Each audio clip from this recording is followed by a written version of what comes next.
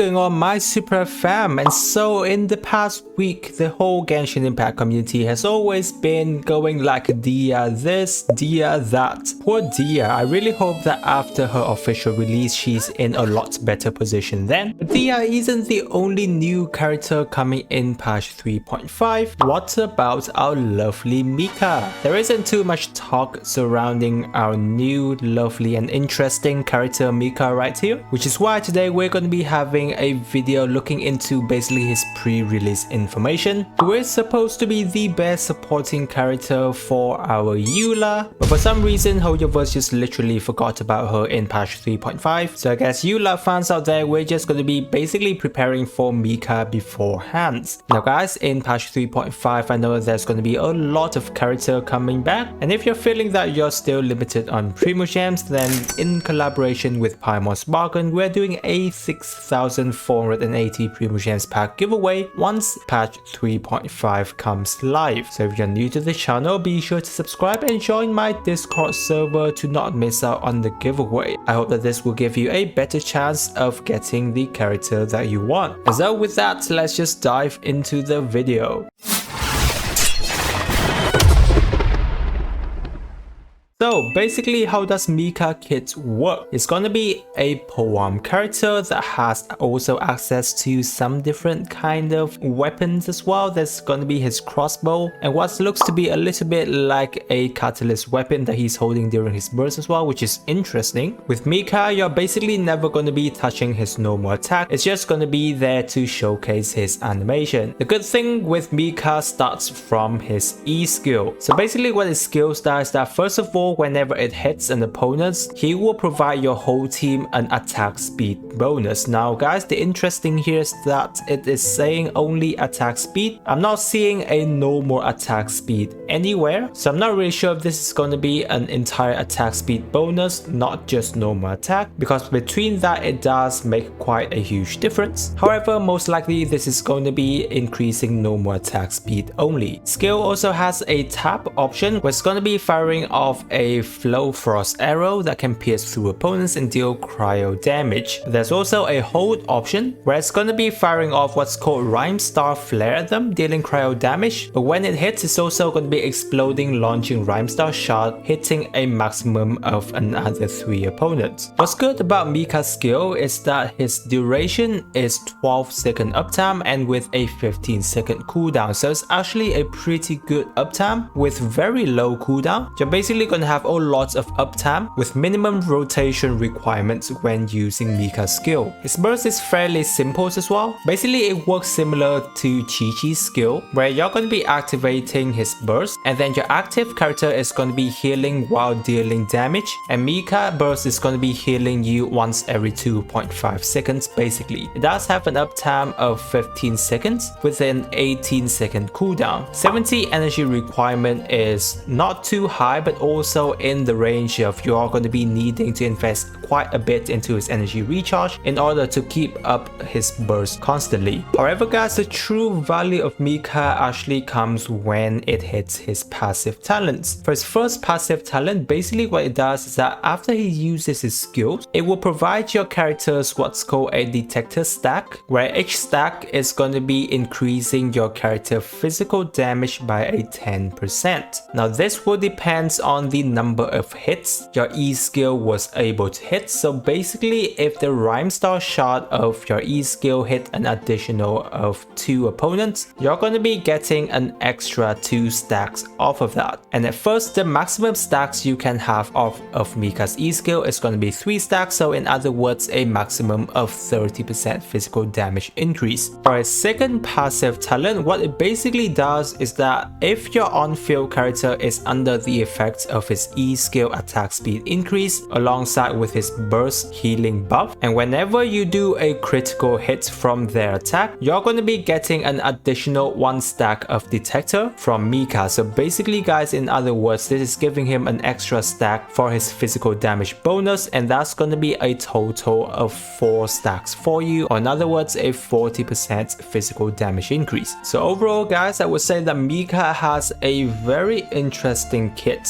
for him. Basically what he does is going to be a character that focuses on buffing physical attack for your team, or in other words, he's kind of considered to be a niche support. But what's good about him also is that he's got access to a bit of healing for your team, but also a lot of attack speed increase. If you're going to be investing into Mika and crowning his E skill, he's going to be giving your team up to a 22% attack speed increase, which is a lot, and I think currently he's going to be the character that gives the highest buff regarding attack speed bonus at C0. When running Mika though, I wouldn't say that you should be relying on his healing capability because it's actually not that good. From the look of it, at C0 he's only going to be healing your teams once every 2.5 seconds, and they only have like a 15 seconds uptime, or in other words, it's only going to be 6 times per burst. So if you want to have reliable healing from Mika, you're going to be having to invest a lot into his HP stats. But other than that, I do feel that Mika is going to be having a lot of potential, especially when it comes to physical attack team, which have been a bit underwhelming for quite some time. The time when physical team building has been on his highest peak was all the way back when Eula was released. After from that time, I feel Hoyoverse just kind of like completely forgotten about physical damage bonus already. So it's kind of like a good thing right now that we actually see a character dedicated into buffing physical damage bonus. Now in terms of some potential downsides when looking into Mika, personally I'm not seeing too much of a downside regarding him right now, because his main role is technically going to be a niche support regarding physical damage team. So whenever you're using a physical team, you're definitely going to be picking Mika as the first choice. However, that's also the biggest issue right now, because he's still going to have a bit of competition regarding some of the cryo support right now, especially when we're looking at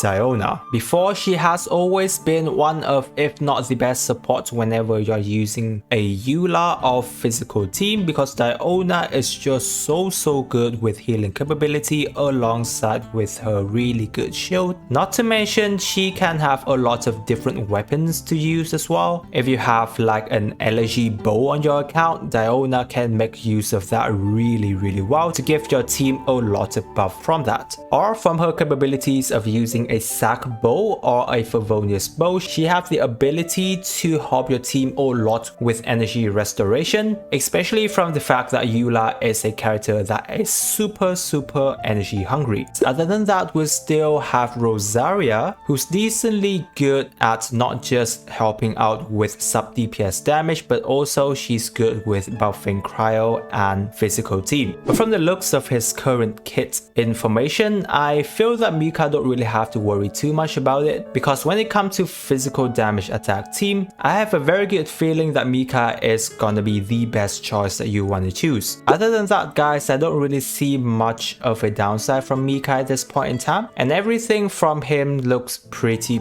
wow at this point. Regarding Mika's best artifact build, generally speaking, you're just gonna be having a support Mika on your team, so the general best set right now is gonna be a 4-piece Noblesse Oblige. Other than that, you can also run the 4-piece Emblem Fate, which is there to help him solve his energy recharge, or if you want, you can also do a mixture of 2-piece set regarding Emblem Fate or Tenacity, so that you can have more energy recharge as well as more HP increase. If you want to have him deal a bit of damage though, then the Ocean Hue Clam set might just probably be the best set in terms of helping him do damage, so that can be a fun set for us to try out as well. Regarding artifact stats, if you're feeling that you're missing out on energy recharge, which is kind of like a priority for him at first, then you can run an energy recharge Sands with an HP cup and then a crit ratio circlet, so that he still gets to do a bit of damage for the team. Or if he's already having enough energy recharge, then you can switch with an HP percentage Sands. A full HP build for Mika also works as well, I feel, but this build just compensates so much of his damage that I just recommend you to go with a crit ratio circlet most of the time. From Mika's weapon, guys, any kind of energy recharge weapon is really much recommended. Therefore, the Favonius Lance is literally gonna be his best in slot option, because not only it's gonna help him solve his energy recharge issue, it also helps providing a lot of particles for the team as well, especially when you're running alongside with Eula, who's very energy hungry, and without proper particle support for Mika, Eula is gonna have a hard time getting her burst up. So generally speaking, any kind of energy recharge weapon you have on the account is gonna do fine, but I just recommend that you get Favonius Lance onto your Mika. Next up, let's discuss a bit into Mika's constellation, because I would say it's rather decent, and considering the fact that he is going to be a 4-star character, we will be getting a few of his constellations throughout our gameplay. For a C1, I would say that it's generally pretty good, because it's kind of increased Mika's healing capability, for he is now going to be helping to heal your team a lot faster than usual. So a good quality of life increase for his C1. C2 is okay, I would say, because now it allows him to activate his passive talent 2 without needing to activate his burst and do crit damage on your character. And in other words, you're just now going to be needing to focus only on your E skill for a maximum of 4 stack increase for your character.